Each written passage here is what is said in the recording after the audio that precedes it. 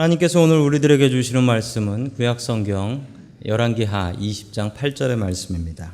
히스기야가 이사야에게 이르되 여호와께서 나를 낫게 하시고 3일 만에 여호와의 성전에 올라가게 하실 무슨 징표가 있나이까 하니. 아멘. 하나님께서 우리와 함께 하시며 말씀 주심을 감사드립니다. 아멘. 자, 우리 옆에 계신 분들하고 인사 나누겠습니다. 반갑습니다. 인사해 주시죠. 반갑습니다.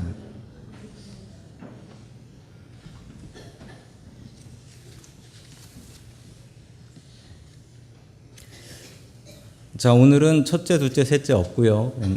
하나밖에 없습니다. 예.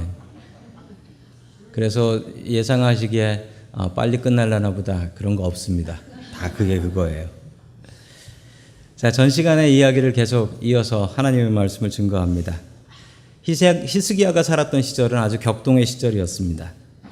BC 722년 북쪽에 있었던 아시리아라는 강력한 제국은 북이스라엘을 멸망시켜버렸고 파죽지세로 남유다를 공격하고 있었습니다.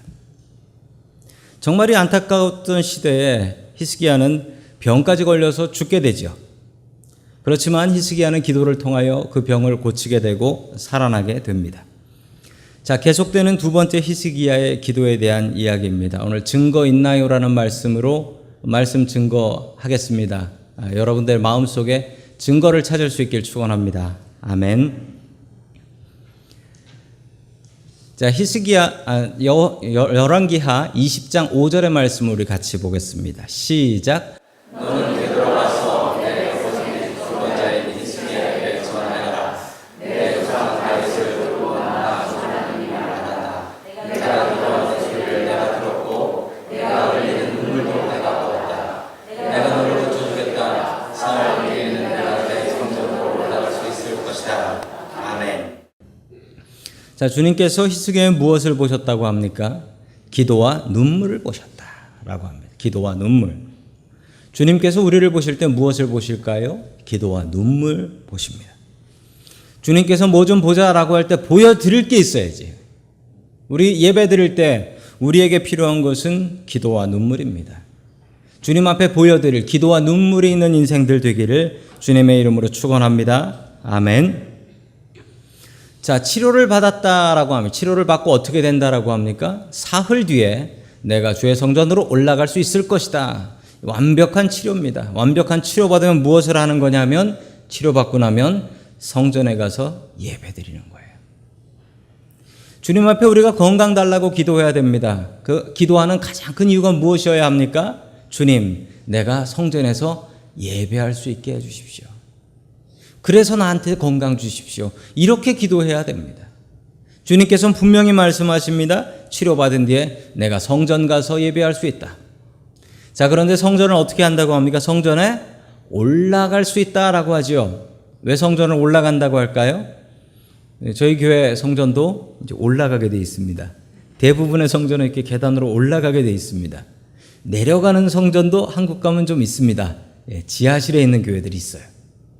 성전은 왜 올라가냐면 성경에 나오는 예루살렘 성전에 계단이 15개가 있었대요. 15개. 15개의 계단이 있어서 그 계단을 오르는데 우리 어르신들도 아까 예배 오시면서 계단 올라오시면서 다들 그렇게 힘들어 하셨어요.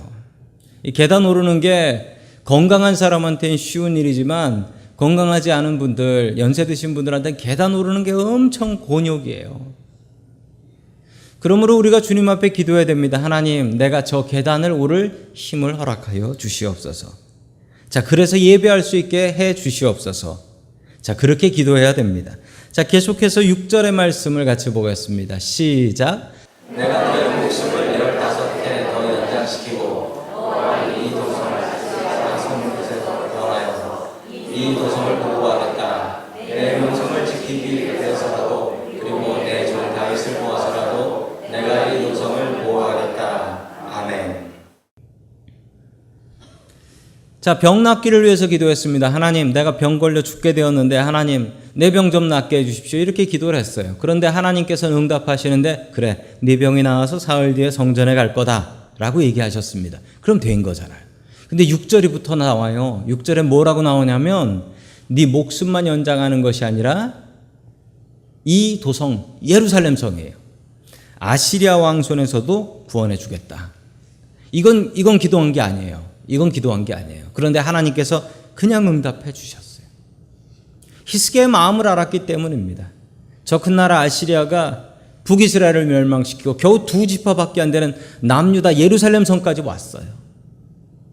히스기야가 그것 때문에 너무 고통스러워하고 있었는데 하나님께서 히스기야의 마음을 벌써 다 알고 계셨습니다. 아까 우리 찬양에도 불렀던 가사 중에 내가 믿고 또 의지하면 내 모든 형편 다 아는 주님. 주님께서 이미 내 모든 형편을 다 알고 계세요. 우리가 기도하기 전부터 다 알고 계세요. 그래서 내가 기도하지 않은 것까지도 주님께서 응답해 주신다라고 성경은 우리에게 분명히 말씀하십니다. 하나님은 참 좋으신 하나님이십니다. 그 하나님을 믿고 의지하고 기도할 수 있기를 주님의 이름으로 간절히 축원합니다. 아멘.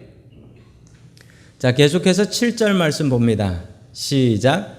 그리고 이사야가 왕의 신하들에게 모아가 반죽을 가져오라고 하였다. 신하들이 그것을 가져와서 왕의 상처 위에 붙이니 왕의 병이 나았다. 아멘. 히스기야가 죽을 병이 걸렸다라고 하는데 이 병이 무엇인지는 정확히 알 수는 없지만 몸에 어디에 상처가 난 거예요. 그리고 상처가 썩거나 곪아가지고 더 이상 회복이 되지 않는 그런 상태였던 겁니다. 그러자 이사야가 히스기야의 신하들을 불러서 무화과 반죽을 가져오래요. 그래서 그거를 상처에다가 바르니까 그때 나았다라는 겁니다. 자, 그러면 이 무화과 반죽 때문에 나은 겁니까? 아니요. 하나님께서 이 무화과 반죽을 통해서 낫게 하신 것입니다. 우리가 병 낫게 해달라고 기도를 합니다만 그러고서도 병원도 가고 약도 먹습니다. 그 이유가 뭡니까? 하나님께서 병원을 통해서 의사를 통해서 약을 통해서 치료해 주십시오라는 고백입니다. 저는 어렸을 때 파스 붙일 때 이렇게 붙이라고 기도하고 붙이라라고 얘기를 들었습니다. 그래서 제가 파스를 기도하고 붙이면 잘 붙습니까? 그랬대요. 잘 붙는다라고 하셨어요. 파스를 붙일 때도 기도하고 붙이고 약을 먹을 때도 기도하고 먹어야 됩니다. 그 이유가 뭡니까? 하나님께서 그것들을 통해서 역사하신다는 겁니다. 집에 가서 무화과 반죽 갈아가지고 상처에다가 바르려고 지금 작정하신 분들 계시죠? 예, 바르십시오. 상관없습니다. 근데 기도하고 바르시면 돼요. 기도하고. 파스를 붙여도 기도하고 붙이셔야 돼요. 자, 기도하고 하면 분명히 우리에게 더욱더 큰 능력과 효과가 있는 줄로 믿습니다. 아멘. 자, 열왕기하 20장 8절의 말씀을 계속해서 같이 봅니다. 시작. 히스기야가 이사야에게 말하였다. 주님께서 나를 고치셔서 사흘 뒤에 내가 주님의 성전에 올라갈 수 있게 된다고 하셨는데 그 증거가 무엇이다. 아멘. 히스기야가 뜬금없이 증거를 요구합니다. 왜냐면 병 나았는데 아직 이제 3일 기다리면 성전 올라간다고 하는데 벌써 붙여서 낫고 있는데 히스기야가 하나님께 엉뚱한 요구를 합니다. 증거를 달라는 거예요. 내가 회복돼서 3일 뒤에 올라간다는 증거가 뭡니까? 그냥 3일 기다리면 되죠. 그냥 3일 기다렸다 올라가면 그게 증거지. 근데 히스기야는 엉뚱하게 하나님 앞에 증거를 구합니다. 믿음이 없는 거예요. 내가 이거 못 믿겠다는 겁니다. 그러니까 증거를 달라라는 거예요. 성도 여러분, 하나님 앞에 내가 못 믿겠으니 이거 증거 좀 주십시오 하면 어떨까요? 하나님께서 혼내실까요? 그렇지 않습니다. 성경에 하나님 앞에 증거를 구하고 하나님을 시험했던 사람들이 있습니다. 그런데 단 한 명도 죽지 않았어요. 그 시험한 일로. 오히려 시험하지 않았다가 혼난 사람은 있습니다. 너 시험해봐라. 하나님 시험해봐라. 증거를 구해봐라 라고 하는데 저는 증거 안 보고 믿겠습니다 라고 했다 혼난 사람은 있어요. 증거를 구하는 믿음이 되어야 됩니다. 믿고 싶다고 믿고 싶으면 주님 앞에 증거를 구해. 하나님 나 이거 도저히 못 믿겠습니다. 나 하나님 살아계신 거 도저히 못 믿겠고요. 하나님께서 나를 사랑하시는 거 도저히 못 믿겠습니다. 여기에도 그런 분이 있을 수 있습니다. 그럼 어떻게 하셔야 되는 줄 아세요? 하나님 앞에 증거를 달라고 하세요. 하나님 내가 믿고 싶으니까 믿을 증거를 주십시오. 저는 종종 그렇게 기도합니다. 하나님 저한테 증거를 주십시오. 제가 믿고 싶습니다. 그러면 단 한 번도 저를 실망시키지 않고 저에게 믿음의 증거를 주셨습니다. 어떤 아내를 못 믿는 의처증이 있는 남자가 있었다라고 합니다. 아내를 못 믿어요. 하루는 회사에 갔다가 아무래도 느낌이 이상해. 그래서 회사를 빨리 빠져나와가지고 집에 갔습니다. 아무래도 아내가 바람을 피우는 것 같아요. 집에 들어와가지고 여기저기 집안의 냄새를 맡고 다니며 또 머리카락 떨어진 거 없나? 찾아가지고 무슨 탐정도 아닌데 그러고 다녔다라는 거예요. 아무것도 못 찾았어요. 아무것도 못 찾으니까 이 남자가 뭐라 그랬는 줄 아세요? 그래, 이제는 대머리하고 바람이 났구나 라고 하더래요. 증거를 찾아야 됩니다. 그런데 믿을 증거를 찾아야지. 안 믿을 증거를 찾으면 못 살아요. 부부간에도 안 믿을 증거를 찾아보십시오. 그건 못 삽니다. 우리가 하나님을 믿을 증거를 찾아야지 안 믿을 증거를 찾으면 안 됩니다. 우린 믿음의 증거를 구하는 사람들이 되어야 됩니다. 제가 영락교회 다닐 때 있었던 일입니다. 거기서 정말 이상한 교인 하나가 있었어요. 어떤 분이었냐면 거기 예배가 5번이 있습니다. 근데 그분이 드리는 예배가 있었어요. 그 예배 끝나고 나면 담임 목사님 만나러 와요. 담임 목사님 방 앞에 앉아 있습니다. 왜 앉아 있냐면 아까 설교에서 이거 틀렸다라고.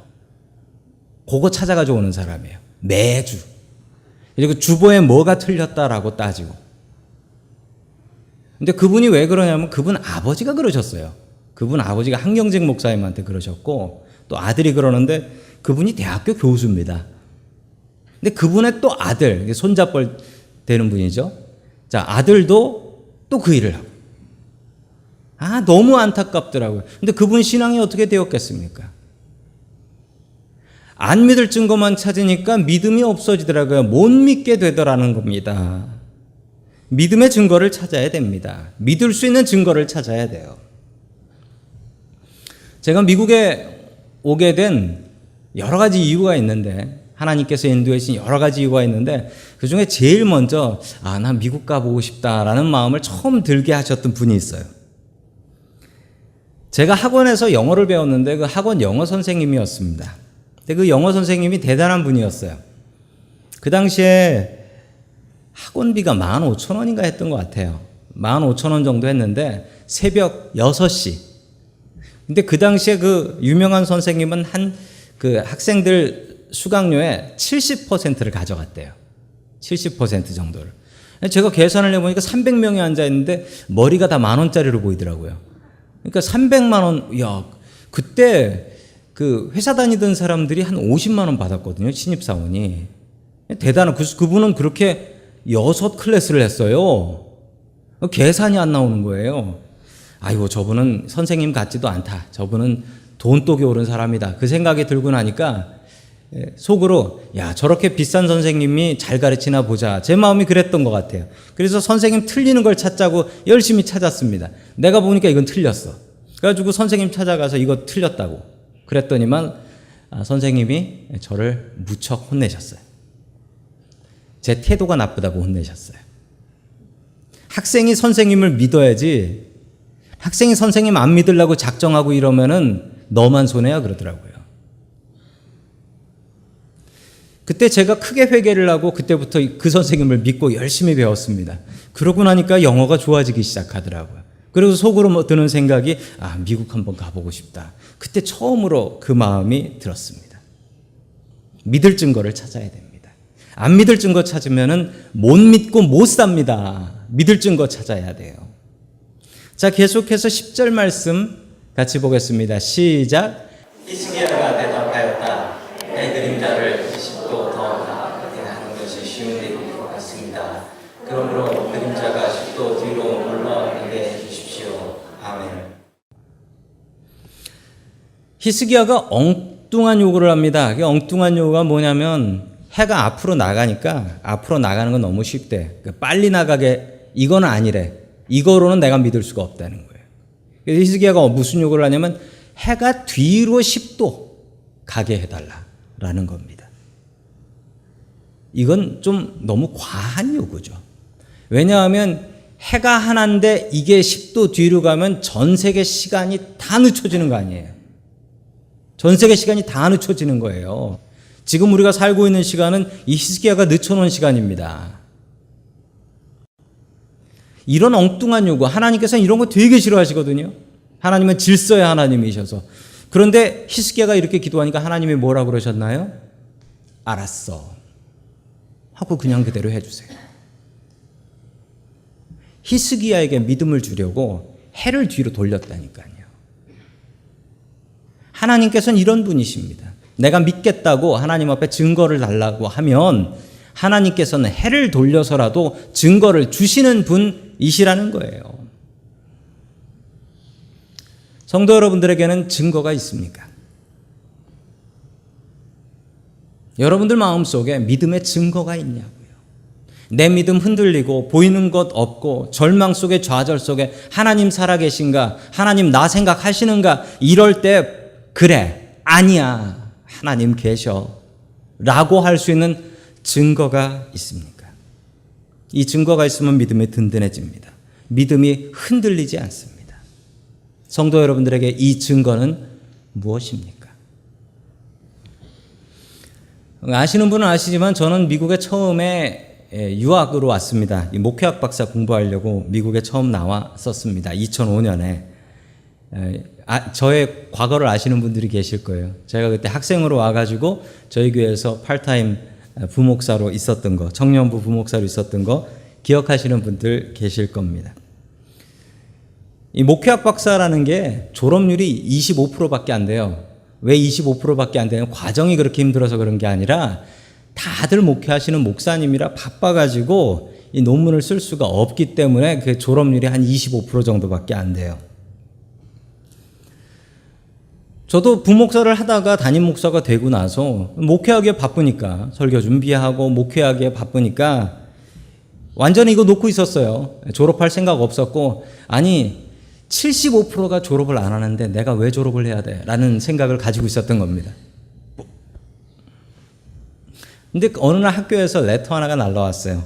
뭐가 날라오냐면 파이널 노티스 800불을 더 내라는 거예요. 투이션을 800불을 더 내고 졸업을 하라는 거예요. 이걸 딱 받고 나니까 너무 바빠서 논문 쓸 시간도 없고 또 저한테 그 당시에 800불 큰 돈이었고, 그래서 하나님 앞에 기도했어요. 하나님, 이거 어떻게 해야 됩니까? 하나님 어떻게 해야 됩니까? 기도를 했는데 어느 날 갑자기 그냥 돈이 생겼어요. 얼마 생겼을까요? 800불. 딱 800불 생겼어요. 그래서 뒤도 안 돌아보고 학교로 가서 그거로 등록금을 냈습니다. 튜이션 내고, 그리고 뭐 이건 논문 쓰고 졸업하라는 하나님의 뜻이잖아요. 그래서 제가 어떻게 했냐면 그때 800불 낸 영수증이 있었어요. 그 영수증을 제가 저희 지하에 있었을 때, 그때 혹시 제 방에서 보신 분 계실지 뭐 노란 영수증 제가 책상 앞에 붙여놨어요. 그거 보면서 논문 써가지고 졸업을 했습니다. 저한테는 그게 증거였어요. 증거. 하나님께서 나 너 많이 생각한다. 그러니까 빨리 끝내라. 그때부터 몇 달 열심히 써가지고 졸업할 수 있었는데 저한테는 그 800불의 은혜가 있었습니다. 그 이후로 돈이 필요할 때, 돈이 떨어지면 돈 걱정은 됩니다. 그런데 돈 걱정 때문에 무섭진 않더라고요. 왜냐하면 하나님께서 저에게 800불의 은혜를 주셨기 때문에 그게 저한테 증거가 되어서 저는 그 이후로 무섭지 않았습니다. 히스기야는 하나님 앞에 이렇게 기도했습니다. 하나님, 내가 죽어도 못 믿겠습니다. 증거를 보여주시되 해를 뒤로 10도 돌려주십시오. 라는 말도 안 되는 요청을 하고 응답 받습니다. 그리고 든든한 믿음을 갖고 삽니다. 증거가 생기니까요, 이 사람이 증인이 됩니다. 여러분, 증거를 가지고 있는 사람들이 증인이 되는 거예요. 증거가 있는 사람은 증인으로 살아야 됩니다. 증거를 구하고 증인으로 살아갈 수 있길 축원합니다. 아멘. 지지난주에 한국을 방문했었습니다. 저희 부모님 만나 뵙는 게 한국 가면 제일 중요하고 큰 일이지요. 저희 아버지께서는 나이 40에 교회를 나와서 예수님을 믿기 시작했습니다. 그리고 지금 81세신데 지금도 나이 40부터 단 한 번도 새벽기도 빼지 않고 새벽기도 다니고 계십니다. 꼭 새벽 5시 새벽기도를 가시는데 한 4시 반쯤에 일어나셔서 챙기셔서 새벽기도를 꼭 가세요. 어디 지방에 가시면은 지방 시골에 가서도 새벽기도 할 교회 찾고서 주무세요. 그리고 새벽에 걸어가세요. 봉천 고개를 넘어다녀야 될 때도 있었는데 한겨울에도 그 고개 얼음으로 가득한데 그 노인이 그 산을 넘어가지고 새벽기도를 꼭 하세요. 참 대단한 믿음이라고 생각했습니다. 1991년 12월 19일 있었던 일입니다. 새벽 4시 36분 신문 기사로 나왔어요. 그래서 저도 신문 기사 이거 갖고 있어서 알고 있습니다. 저희 아버지가 새벽기도 5시 새벽기도니까 집에서 챙겨가지고 지금 사는 집 아래로 이제 교회로 가는 길로 가고 계셨어요. 갑자기 어떤 사람 하나가 새벽에 뛰어가는 걸 보셨대요. 그리고 더 지나가 보니까 어떤 남자 하나가 30대 남자인데 이제 쭈그리고 앉아 있더래요. 새벽에 그 시간에 사람이 안 지나다니거든요. 쭈그리고 앉은 사람이 있으면 무슨 일이 있나 이렇게 가서 보니까 그 사람이 배에 칼을 맞고 피를 흘리고 있더래요. 그래서 저희 아버지가 경찰 신고하고 그분은 이제 병원으로 호송되셨는데 그분은 과다출혈로 돌아가셨어요. 근데 더 당황스러운 건 그러고 정확히 24분 뒤에 그 봉천동의 다른 곳에서 또 살인사건이 하나, 길에서 살인사건이 일어났습니다. 그 두 개가 같이 연결된 그 봉천동 연쇄살인사건이었어요. 근데 참 그 당시에는 지금은 좀 이해가 안 되는데 그 당시에는 저희 아버지가 경찰에 가서 이제 조사 받으시고 증언을 하신 거죠. 그러고 나서 무슨 일이 있었냐면 그 다음날 신문에 기사가 났는데 그 신문 제가 지금 스크랩해가지고 가지고 있는데요. 그 기사에 뭐라고 났냐면 저희 아버지 성함하고 직업하고 집 주소가 나오더라고요. 신문에.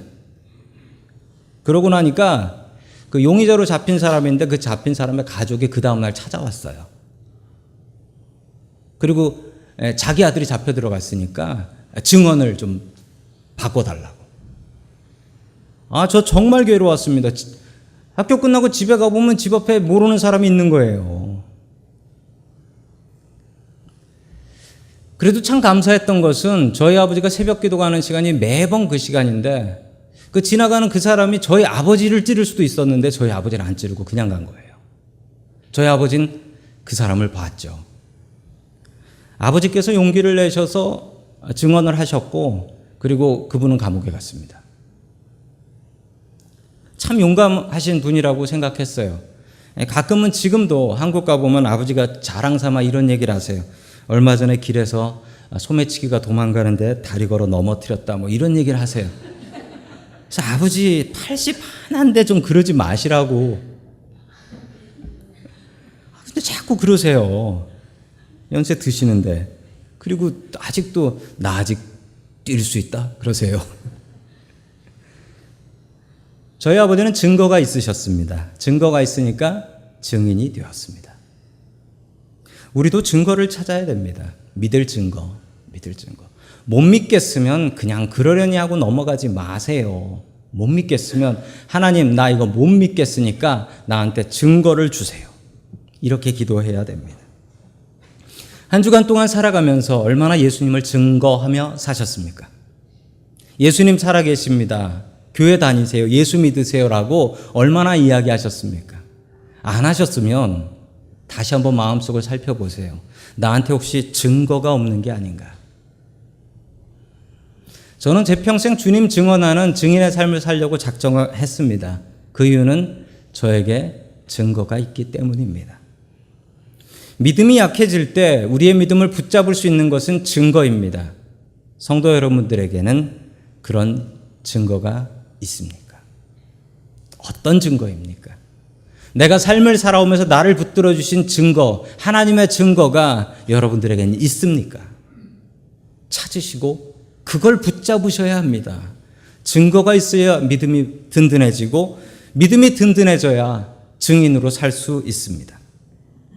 한평생 증인으로 살았던 사람 하나를 소개해 드립니다.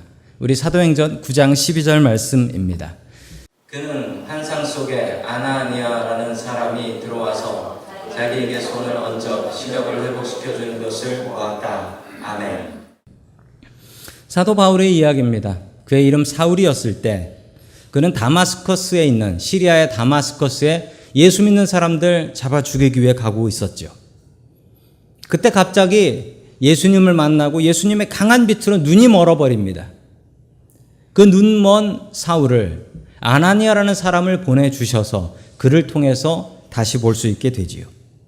이 사건이 바울에게는 증거가 되었습니다.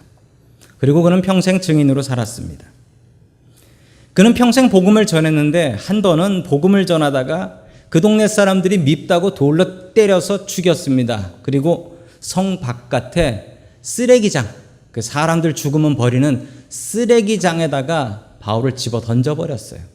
근데 바울이 안 죽었네요. 상상해 보십시오. 그 고통이 얼마나 컸을지. 그 고통이 지옥과 같은 고통이었을 텐데 바울은 일어나서 옆 동네로 가서 복음을 다시 전했다니까요. 아니 미친 사람이 아니면 어떻게 이렇게 할 수 있어요? 왜 이럴 수 있었을까요? 그 이유가 무엇이었을까요? 그는 증거가 있었고 증인의 삶을 살았던 것입니다. 증거가 있으면 증인으로 살 수 있습니다. 살다 보면 우리의 눈앞에 아무것도 보이지 않을 때가 있습니다.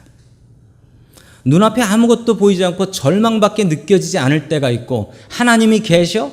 계시면 어떻게 나한테 이런 일이 있냐? 이럴 때가 있습니다. 그럴 때 우리가 붙잡아야 될 것은 무엇입니까? 바로 증거입니다. 성도 여러분들의 증거는 무엇입니까? 내가 붙잡는 증거는 무엇입니까? 그 믿음의 증거 붙잡고 바울처럼 증인으로 살아갈 수 있길 주의 이름으로 간절히 축원합니다. 아멘.